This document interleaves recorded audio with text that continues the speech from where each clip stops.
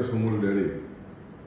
સુમુલ ડેરીના નવી પાડી યુનિટને અદ્યતન ટેકનોલોજી સાથે શ્રેષ્ઠ પરિણામને કારણે ઇન્ડિયન ડેરી એસોસિએશન તરફથી બેસ્ટ ડેરીનો એવોર્ડ એનાયત થયો છે.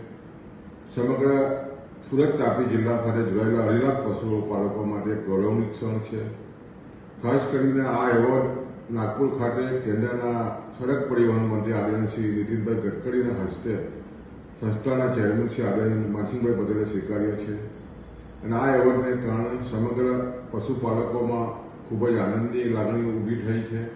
સુમુલ ડેરી લગભગ 75 વર્ષના એના શ્રેષ્ઠ શાસનમાં પશુપાલકો માટે દરરોજના 12 કરોડની આમદની આપવામાં સફળ થઈ છે.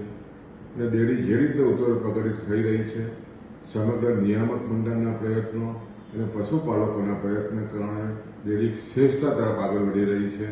તમામ પશુપાલકોમાં આનંદની લાગણી છે.